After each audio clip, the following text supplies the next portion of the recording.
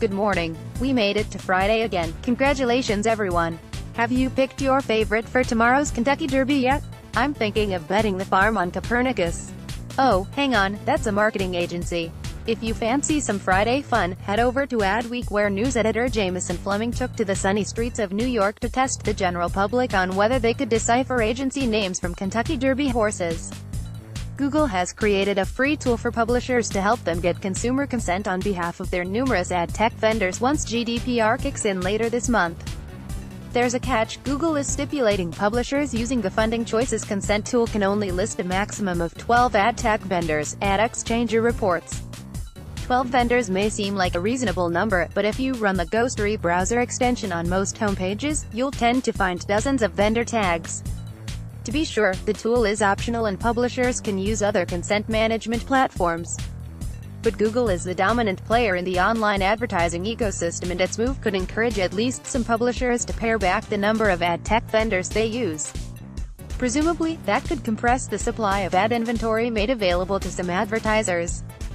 Google is taking an ultra-conservative approach to the GDPR in the interest of protecting its owned and operated properties and in the interest of protecting the rest of its business.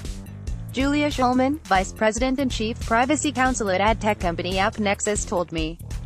But in doing this, they are doing so at the expense of independent publishers in Europe. Just 21 days to go, folks. After conducting user research, Google found 12 was the magic number that balanced user experience and regulatory guidance. A Google spokeswoman emailed this statement: "We are providing a range of optional tools to help publishers gather user consent across their websites and apps. We will also continue to engage with IAB Europe on their transparency and consent framework, as well as work to ensure industry solutions are interoperable with Google's publisher ad-serving products." As you may recall, IAB Europe developed a framework for publishers to ask for user permission on behalf of their ad tech companies. Ad tech vendors can place listings about what they do with users' data, which publishers can display in their consent requests. So far, Google hasn't signed up to that framework, and it is not fully clear how the two consent systems will interoperate. On a related note, GroupM, which in March asked publishers to sign a new data protection contract addendum, is now saying they don't need to if they're willing to join the IAB's framework or show other evidence of GDPR compliance, Digiday reports. Brandcast: no shadow staying with Google, but over to YouTube. The video platform held its annual Brandcast extravaganza at the Radio City Music Hall in New York on Thursday, where 4,200 attendees were dazzled with performances by Ariana Grande, Camila Cabello and shiny new ad products. Among the big announcements was news that music videos from partners including Universal, Sony and Vivo, plus live music events, will now be available on the Google Preferred Premium ad lineup, Digiday reports. Interesting that this news comes just a few weeks after YouTube said it planned to annoy heavy music video watchers with more ads to tempt them to subscribe to its new music subscription service. Elsewhere, advertisers were told that YouTube reaches 1.8 billion logged-in users each month.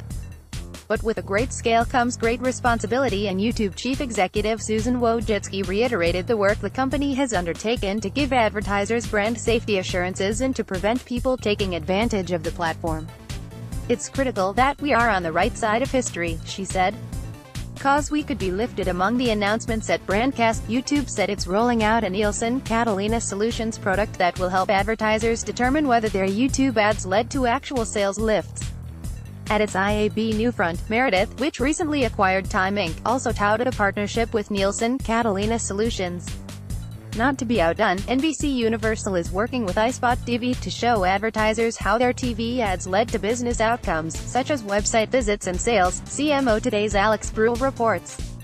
"We want to move from the handcuffs of legacy measurement and currency to measurement more closely tied to clients' success metrics," said Mike Rosen, Executive Vice President, Advanced Advertising and Platform Sales at NBC Universal. But with those legacy metrics like ratings, TV networks usually provide guarantees, offering make goods if targets aren't met. That's not happening yet on the NBCU's business outcomes offer yet, as the data is more about validating the effectiveness of TV ads. Meredith, on the other hand, said it will guarantee the return on investment of any video ad buy, something it already offers for print and digital. Best of the rest: Facebook has been conducting market research to determine whether people would pay for an ad-free subscription version. Bloomberg. 21st Century Fox has told media buyers it plans to reduce the number of TV ads it runs during its Sunday primetime schedule by 40%, but now the details are in flux and it may run the reduced ad schedule on a different night of the week. Fox has also reportedly been discussing a Fox block concept, where an advertiser could run a long-form commercial up to 6 minutes long before or after a show. Reminder, 21st Century Fox and the Wall Street Journal parent News Corp share common ownership. Variety, Snapchat is reportedly no longer paying licensing fees to Snapchat Discover partners, meaning they will need to rely on their share of advertising revenue. Digiday, Facebook employees receive what's often referred to internally as a Sauron alert when a colleague accesses their personal profile. Regular Facebook users. Nada. Facebook says it wants to avoid tipping off bad actors or hindering its work to protect users from harm. WSJ, The New York Times reported a 3.8% lift in revenue in its first quarter as growth in digital subscriptions offset declines in print and online advertising. WSJ, CBS beat estimates for its revenue and profit in its first quarter, buoyed by growth in ad sales and higher revenue from affiliate and subscription fees. CBS executives said they expected continued growth in advertising beyond 2018. Reuters, Pandora reported a smaller-than-expected loss in its first quarter as it benefited from a surge in subscription revenue.